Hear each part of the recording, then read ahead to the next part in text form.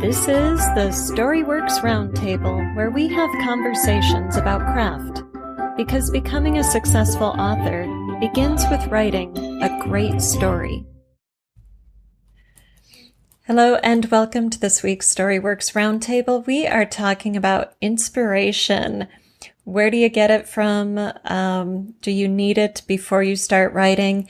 And do you need to have a high concept to fuel your art? Or does the art make the concept, or does the concept make the art?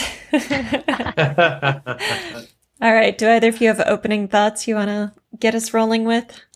Oh, I think something that always put me off before as a writer, I thought that I wasn't. And because I read books and just thought, oh man, that's just what an idea. If only I'd thought of that. Mm-hmm. And I think that if only I'd thought of that thing is a massive part of resistance for most beginning writers. And still continues for me to this day. I still think, oh, I've got to do this next book, and it's got to be better than the last one. And it's got to have some even more moments that trounce everything that I've previously written. And the reality is that sometimes readers only want more of the same anyway, or they want... I don't mean that in a bad way. I mean that they like your voice. They want your writing. They don't necessarily want you to go riffing off on some high concept thing. Let's have these giant spiders that grew up on Mars and they're invading Earth. You don't necessarily need the big idea to be inspired, I think, anyway. So yeah, I've found it off-putting that I'd have read books and thought, oh, I could never write anything like that. That's just an amazing idea. And I think it stopped me writing because I thought you had to have an amazing idea. Right. Yeah. So I have a quick clarifying question. Good. How would you define high concept? I was going to ask that. Because to me, when I think high concept, I almost think more thematic than necessarily like the blockbuster idea. You know what I mean? Mm-hmm. Maybe a story that doesn't sound like it's been written before, or something that's highly unusual. I know, I think high concept, you're thinking more like philosophical, more cerebral and intangible. Is what I think of with high concept. That's what I think too. I think for me it's what if. What if you could shrink a whole submarine load of people and send them through a human body to fix something? That's not cerebral particularly, but it's, high concept enough that you could say that before that was written, it wouldn't have been written before. Interesting. I do agree with you, however, that it is a big form of resistance, because I will read things especially I read anything by Brandon Sanderson in the last 6 years makes my brain explode, and I think I will never write anything that amazing, and then it just makes me not want to write. And because he gets so crazy in the religious and the political themes that just are so crazy up there that I'm like, oh, I would never be able to do that. And that's not really true necessarily. I mean, he's got a very unique way of viewing things and throwing them all together, and it's really awesome, and he's amazing. But that doesn't necessarily mean that I can't write something that has thematic meaning. But I've found that the best way for me to do it is to ignore that high concept idea and write something that I really want to write. Yes. So is it the idea behind the story that you find so engaging, or is it the way the story is told that keeps you coming back to his work? Probably the way it's told, not necessarily the idea is bonus. It's like whipped cream top. Because his worlds are so rich and his characters are so rich and the story is so cool and complicated. And then you have this amazing theme that makes you think for days on top of it all. So again, it's just really good, deep writing, I guess. But that's what high concept to me seems to always be a little bit off-putting, in terms of me sitting down to the page. I know it's not going to happen first draft, and it's almost disappointing or scary. So do you have to be inspired by an idea like that, or can that kind of idea come out of the story itself? Can it emerge organically as you write and discover it, and all of the intricacies of the world and the characters and the plot start to unfold for you? Or do you think you have to say, okay, I'm going to have this spiritual or political concept and then weave that into a story or weave a story around that concept? Where's the inspiration? It's chicken and egg, I think. Sometimes it comes from, you get a flash of an idea or anything, oh, that could be, an interesting premise. And I've had those and I've written them down and I've gone back to look at them again thinking, no, that's just an idea. And we used to differentiate this when I worked in sales and marketing, is that, people would come in and go, I've got this fantastic, new product thing. And all it is just an idea. It's just a spin on something that's existing. So any existing company could remake that. It's not really a big idea. It's not really a big thing. It's just a simple tweak. So sometimes what I've written down is, wouldn't it be great if, every day this guy woke up, another celebrity was dead? Yeah, okay. Right, but for what? Why? What's going to make that story interesting? What's its deliverance? And so I think it's easy to get seduced by what you think is a big idea when it actually really isn't. It's just a simple scene or a little twist. So I think it can come from anywhere, personally, and I think it's better if it actually comes from your first organic exploration of first draft, because that way you're deep in the story, deeper than anyone else has been. You're going where no person has gone before, Right. and so that's probably where it's going to emerge for me. Yeah, I think the themes really emerge from the story you're telling, and it's that pre-writing and then the first draft exploration where we get the big concept, thematic material emerging for us, because, if you're doing something like a big fantasy with a lot of world building, you're going to be setting up the politics and the religion and the culture and all of those social aspects of your world that your characters need to maneuver through. And when you're writing, like, say, a contemporary thriller, you can assume that your reader shares those things with the characters because it's a shared world, So then you might have to think a little more about what those themes may be to try to bring them out, but theme also emerges from the circumstances of the plot and what the character is living through. So I don't know. I think it's a little bit dangerous, maybe mostly for, like, on my end with, like, kind of still emerging into myself as a writer, for me to start with a theme and then try to build a story around it, because that high concept thing that I've got in my brain, trying to build a story around it just makes the story feel false. Right. Whereas if I start with a really cool idea, like, I just really want a character who flies on a griffin, and I just start going, then eventually the theme will happen, and that high concept thing can happen in the book without me having to feel like I gotta, like, shoehorn everything together. Yeah, I think themes are... Inspiration has more to do with the character and the plot, with the story you want to tell, and then theme emerges out of that as you start to see the relationships and interactions between the character, the setting, and the plot. Yeah, and I think what I've been finding is if I'm true to myself as a writer and as a person, then the themes that I am feeling at that time, or the truths that I'm experiencing in my life, will come through in the story, whatever the story is that I'm telling. Right. So it's not that I need to feel like, oh man, I've just really been experiencing this thing and I want to write a story about it. It's more like whatever story I'm writing is going to experience that high concept thing. You know what I mean? Right. Yeah. Right. Yeah. In my experience, when you try to write to the theme first, you're writing propaganda.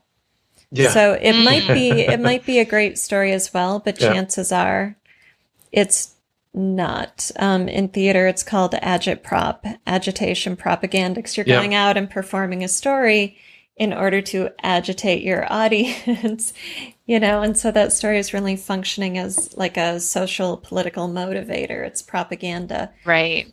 So there's that added layer to the product, to the story you create, that isn't there when you start with story and the theme emerges organically.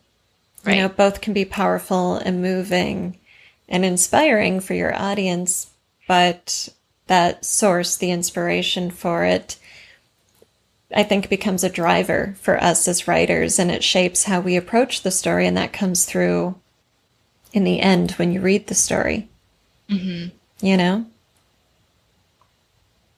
Yeah, so I think it's important to not let the fact that you don't maybe have a controlling idea stop you from starting writing. Right. I mean, ultimately, I think as someone who reviews and edits, I would say that if a book doesn't have a controlling idea, eventually, then it might make it an unfulfilling or an unsatisfying story.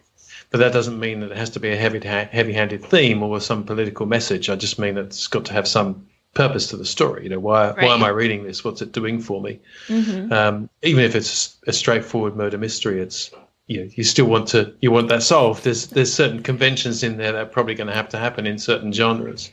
And I know we do talk sometimes about genre. That's the tricky thing with marrying inspiration with. Is this going to be something, if you're self-publishing, for example, are you self-publishing because you want it to sell or because it's in your heart and you just want it out there? And if you wanted to sell, then there are other considerations for an inspiration that strikes you, which is it so off where the general readership is that you're going to struggle to find a readership for it.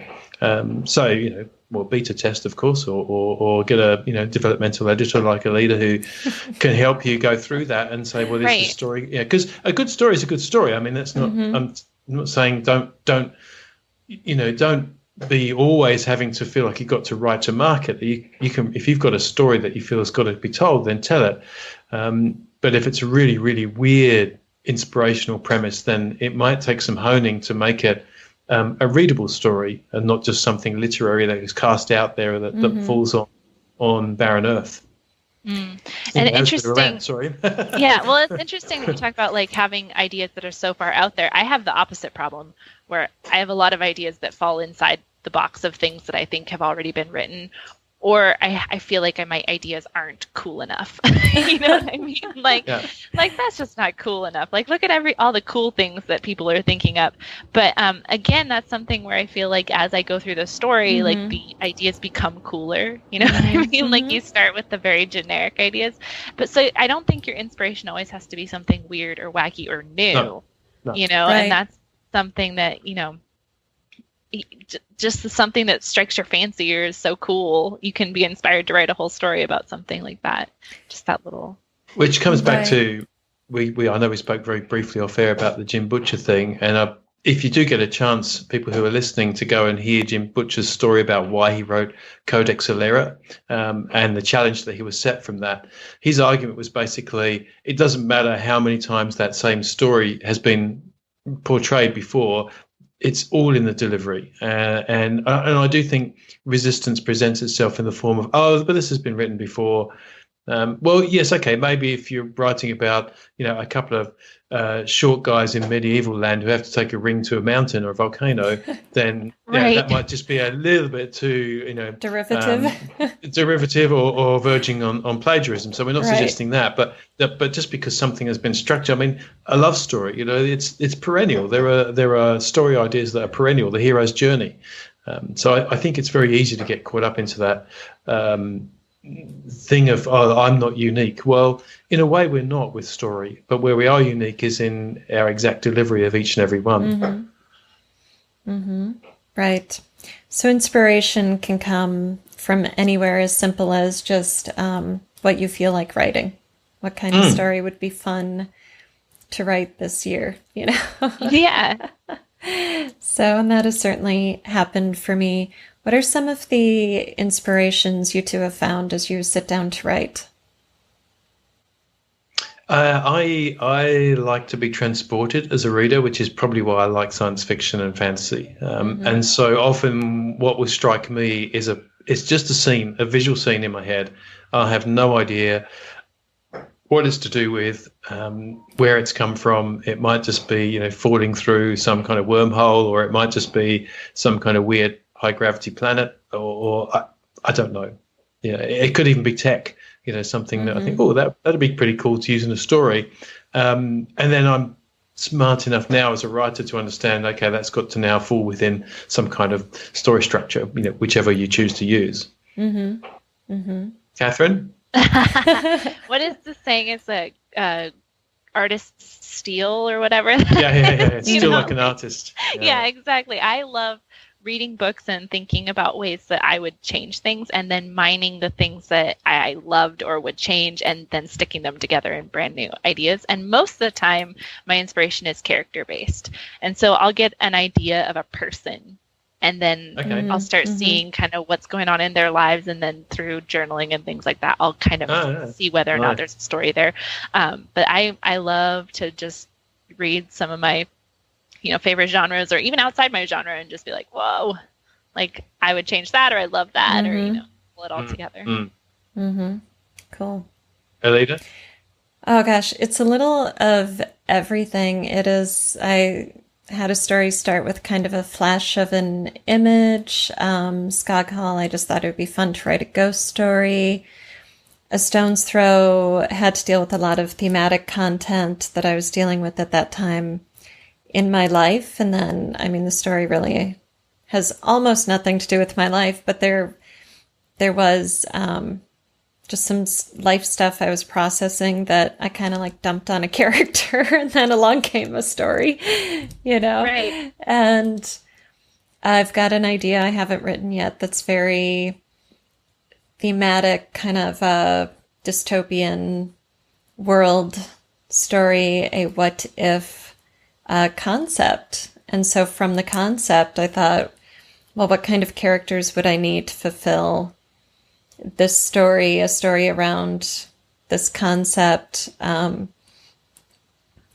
would that look like, and what kind of protagonist would I want? And then you start shifting the focus from the concept to the characters in the world, and what kind of travel has to occur. What are the two opposing groups of people like, and how are these gaps going to be bridged between them? And, so going into kind of like we were saying earlier with the fantasy world building, how when you start with the concept, then you can weave it in more easily, because the world is a fantasy, so nothing is assumed, So I can say, well, for this concept to play out, I need one world where the people behave in this very sort of techno, sterile way, and another world where people are very earthy and spiritual, and then we're going to have this clash kind of a thing, So, yeah, I'm just inspired by the idea du jour. I think though that there are ideas, and then there are inspirations, and like I think that ideas are kind of a dime a dozen. Like you get ideas all the time, right. And then there are those ideas that just start collecting other ideas, and those ones are the ones that turn into your inspiration for your stories. Because if you're thinking creatively, you're going to start coming up with ideas, just breathing, right. And so it's the ones that just won't leave you alone. That are the ones that are super inspiring, and that you can start building a whole world around. Yes, which is why I journal. Because the ones that don't just flit out of my brain 2 seconds after I have them, they're the ones that start turning around. And so that's when I know, okay, it's time to start writing things down. Yes. Track those ideas. Yeah. Yeah, and it's, I think it really is all in the delivery as well then after that, because you do see on Facebook groups a lot people saying, I've got this idea, but I'm scared to share it in case someone steals it. And, as Kathryn said, that if you haven't read any Austin Kleon or subscribed to his newsletter, he's worth following. He's the guy who wrote Steal Like an Artist. And his essential premise is that nothing much really is original. We're all stealing from each other in a way, and we're stealing from our life experiences, etc. Stealing in a positive sense, obviously. Right. And so don't be concerned that your idea might be an idea that's already been written, or that someone else is going to suddenly take it and then make the millions, and they can't write it because, as Kathryn says, ideas are a dime a dozen. It's those ones that collect and then how you execute it. Yeah, and you are an individual writer. You're exactly. going to sound different than everybody else. So. Yeah. Right. I wouldn't be worried so much about someone stealing the idea as about you losing some of your impetus to carry the idea forward. I agree with that. Because you get some kind of negative feedback. Somebody's disinterested, or somebody's a naysayer, or it just doesn't sound as good outside your head as it feels inside your head. So that's when you want to kind of nurture the little infant idea and let it grow a bit before you start blabbing about it to other people. Yeah, or again, I know it's a plug for developmental editors, but I do think that is where having someone who is a professional as a sounding board, who can reflect it to you, who you know is not going to berate or diminish your idea, but help you explore it, is perfect. Oh, absolutely. Yeah. Very true. All right. So, inspiration, themes, we kind of went in a bunch of different directions here. Any final thoughts or recaps either of you want to share? No, just take your inspiration from wherever you can get it, and don't let resistance speak to you. Yeah, absolutely. Good final words. Thank you. All right. That is it for this week's Storyworks Roundtable. Thank you so much for listening. Have a great week. Thank you for listening to the Storyworks Roundtable. Find all our shows, show notes, and videos at storyworkspodcast.com.